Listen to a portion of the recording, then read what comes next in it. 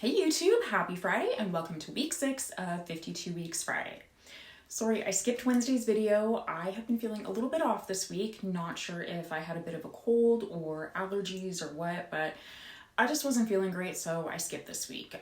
I do have a video ready for next week though, which if you've been around for a while is something I think you'll really enjoy, so stay tuned. Anyway, on to discussing 52 weeks of happiness and where we started versus where we are. Week 1, drink more water. Week 2, get more sleep. Week 3, keep off the couch.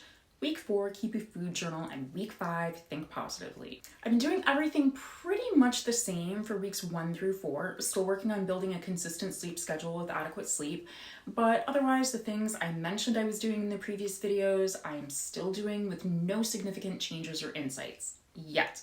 If you're following along, what have you been doing to meet the challenges? Let me know in the comments. I think what I'm going to do is set up a playlist and move all of the 52 weeks videos there, so if you haven't seen them and you want to catch up, that's where they'll be. Okay, so for last week's challenge, week 5, think positively. I mentioned in that video that I didn't think this was something you'd see progress in a week, and I still don't. If you struggle to see the glass half full, it takes time and effort to change your thought patterns to where the positive thinking outweighs the negative thinking. So it's hard for me to say in a week that I've made any progress. That said, I am working on catching any negative self-talk and I'm trying to shift it, which is hard because I have a self-deprecating sense of humor. And while there are benefits to making fun of yourself, it shouldn't be to where it crosses a line to really putting yourself down. Like, I guess if I wouldn't want someone saying it to me, I probably shouldn't say it to myself. But again, it's hard to catch those fleeting thoughts and consciously alter them, but I'm working on it. I am also working on using my CBT journal whenever I'm hit with unreasonable anxiety, or at least working through the steps in my head if it's like a more minor issue that I don't want to waste pages on.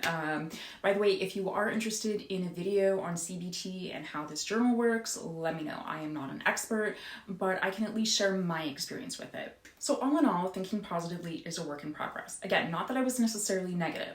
I was and am very much a realist, but I can definitely see instances where improving my outlook would benefit me. That being said, this isn't about toxic positivity, the mindset that all negative thoughts should be avoided or that you should be positive at all times, even in the most dire of circumstances. Like, there's always a bright side. No, there isn't. I worked with someone like that, and I know people say that negative people are draining, and I can see that.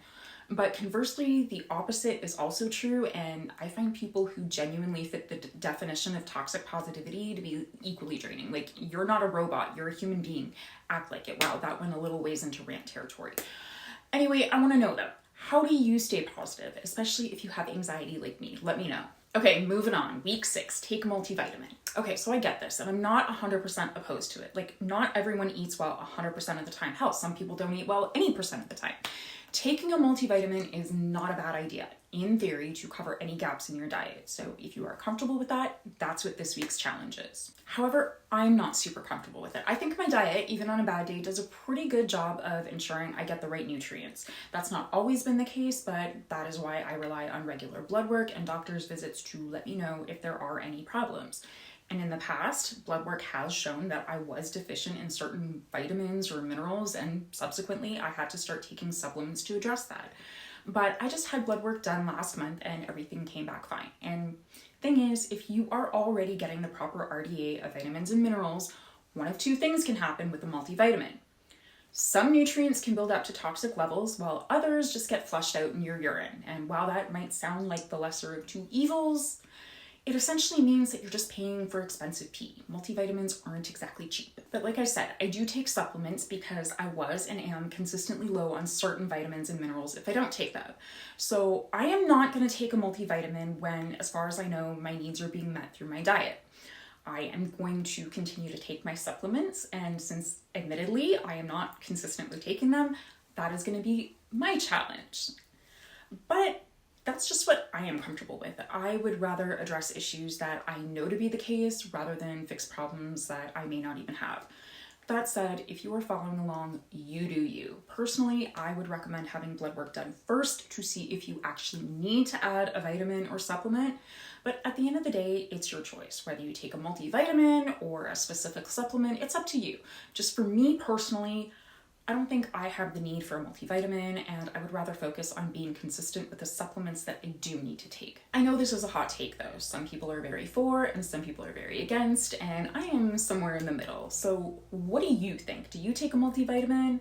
I feel like years ago it seemed like everyone was taking a multivitamin, like it was a health fad or something. I don't hear about them too much anymore. I mean, I know they still sell them, I just don't think the hype is what it once was. So yeah, I don't know.